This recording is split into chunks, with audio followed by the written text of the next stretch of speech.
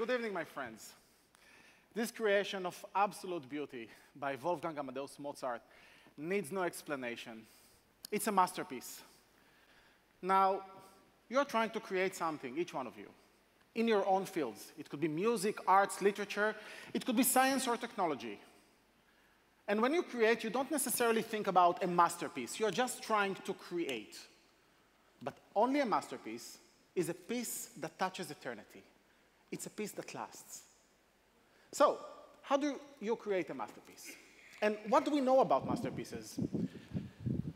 My friends, Leonard Cohen wrote this beautiful song called Hallelujah in 1984. If you know the tune, please don't be shy and join me. Hallelujah. Yeah. Hallelujah. That's right. Yes. Hallelujah.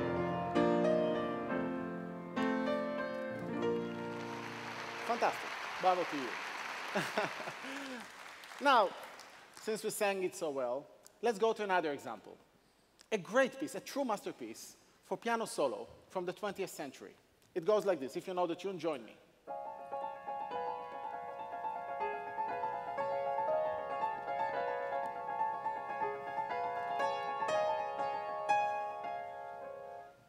Wait, you didn't sing. Well, some people believe that this is the greatest piano piece written in the 20th century. It's called Gaspard de la Nuit by French composer Maurice Ravel, and it was written in 1908. So how is it possible that you didn't recognize it? Well, some of you will say, you know, this is classical music. It's a style that is practically gone. And classical music is not popular. So let's talk about style and popularity, two terms. Are they really relevant to how to create a masterpiece? I think that they are overrated. And let me prove it to you. Let's start with musical style. Here is a tune not written by Mozart. It's going like this. This is the Nokia tune. But let me play it for you in the style of Mozart.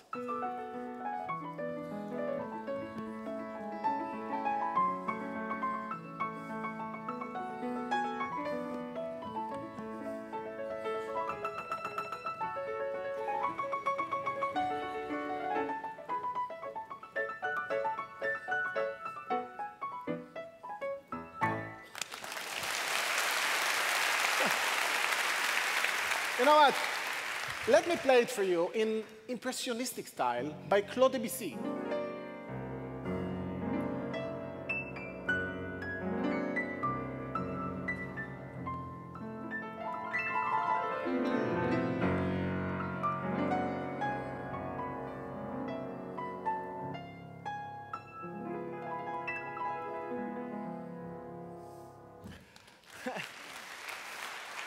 And here it is in the romantic style of Richard Wagner.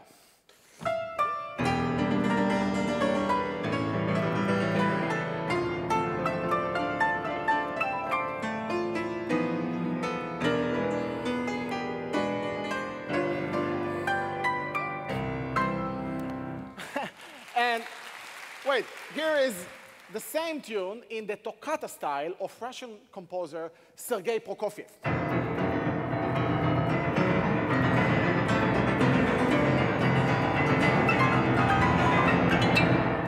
You know, my friends,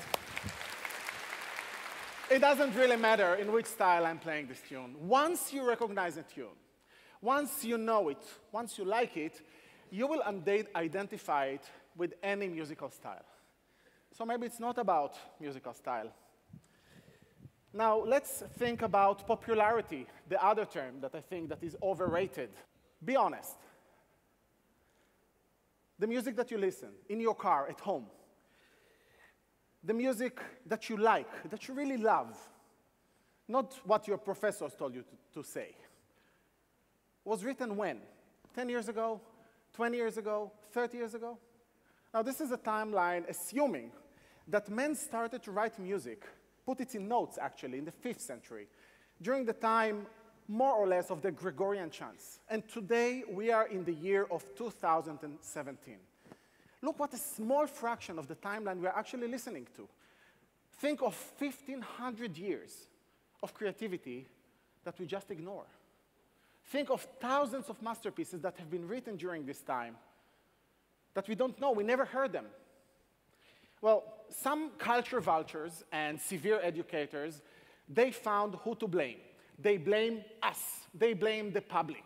And they say that the public is shallow, the public is narrow-minded, the public is not educated, and they blame the educational system, the internet, the governments.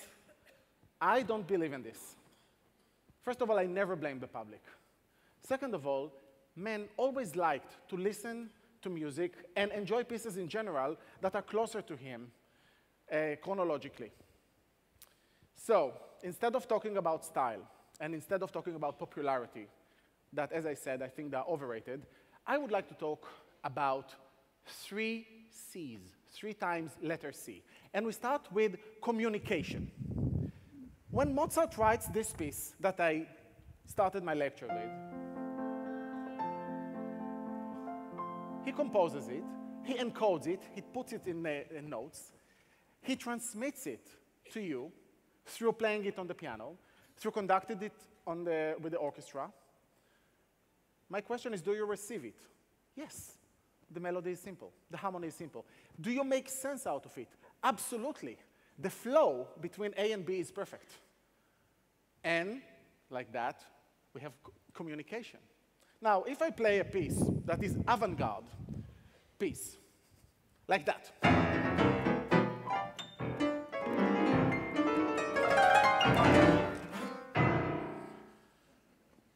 Let's say that I wrote it, and I wrote it sincerely, and I wrote it from the blood of my heart. I really meant it. I have a message to convey to you. And let's say that I'm educated enough to encode it, to put it in music, in a musical score. And I transmit it. I play it on the piano. I conduct it with my orchestra. Did you receive it? Did you make sense out of it? My guess is not. So the flow stops. Beyoncé, she has a message. Who runs the world, my friends? Girls. And she conveys it. And she repeats it.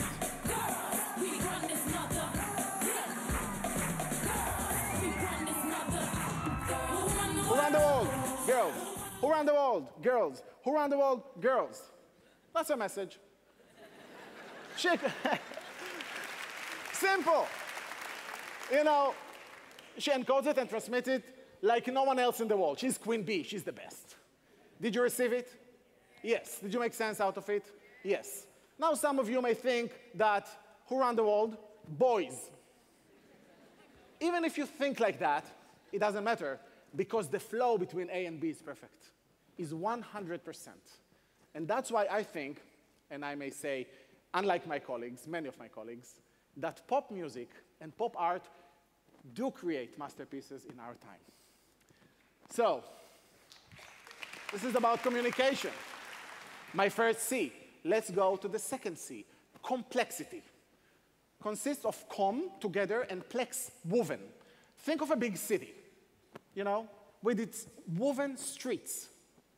Now, when you look at the picture, you see all the details in the picture, even though it's complex. I'm not afraid that it's complex. I'm taking a step back, and I'm looking at the picture. It's magnificent. It's beautiful. And why is it beautiful? Because it's bigger than the sum of its parts. The third C is complication. Consists of com, together, and plick, folded. Here, some layers hide each other. Then we don't really see the whole picture. When I play a piece like that,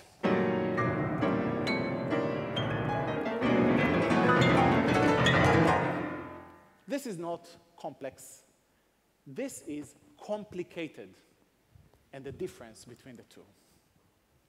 So here is our model of the 3 C's, communication, complexity, and complication. Can we live with that? No. Why? Because communication and complexity, they have relations between them, and complexity and complication, they have thin border between themselves. But, my friends, communication and complication will never get along, and it doesn't matter what you create in your life. These two do not get along, and in fact, there are some dangers in this model because if I focus as a creator only on communication, then I have the danger of adding a false C, which is cheap. And if I focus only on complication and I say communication is not important, many people do that, unfortunately, then we have the risk of making something confusing. Now, pieces can be confused. People can be confused. Allow me to tell you a personal story, but a true one. 20 years ago, I was sitting in a beautiful day, blue sky, on the Spanish Steps in Rome, Italy. And I was very sad, and I was very confused. In that period of my life, I did my PhD in musical composition in Europe, and my teachers, they forced me to believe in music that was complicated, and that wasn't me. And on that particular day, my mentor, the teacher that I fully adored, told me, Gil, stop writing for a few years. And I felt devastated. I felt it's the end of my way. I felt it's a T-junction. It's either right or left. It's either life or death. So you know what I did? Right there on the Spanish Steps, I invented Miss H in my mind. Do you remember the film The Wall by Pink Floyd, 1982? This woman is Pink's mom. I chose her because she's a very opinionated lady, and she has no mercy nor compassion. And she's sometimes wrong also in the short term, but she's always right in the long term. And this lady holds a key of how to create a masterpiece. In fact, let's think about this lady and her feelings regarding our model. And I used, that it will be understood for everybody, the feelings that we use on Facebook. She likes communication. She's wowed by complexity. She doesn't take seriously anything that is cheap. And she's sad about complication. And the reason she's sad about complication because she thinks all this work invested in vain. She's really angry at confusion. So what she does, she takes a big pair of scissors.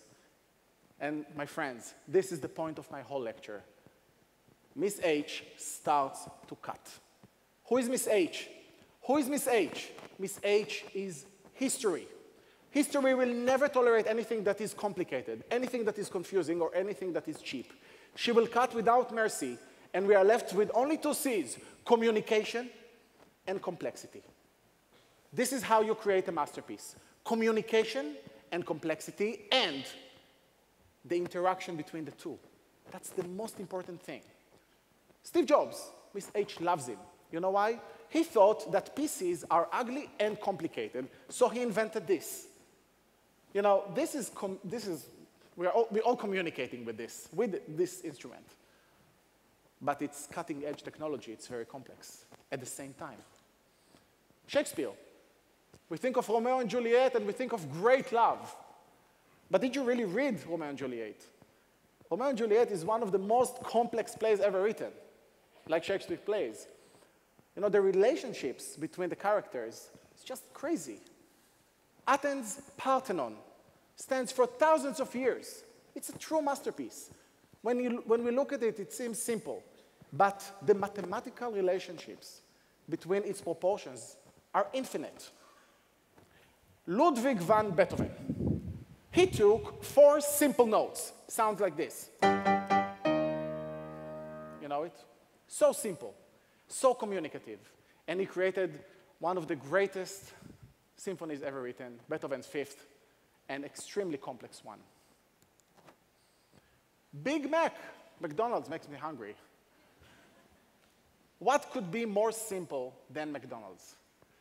My friends, if you only knew how many months and what a complex process the McDonald brothers had to go through in order to place the workers in the kitchen in terms of centimeters to create a hamburger in 30 seconds. So,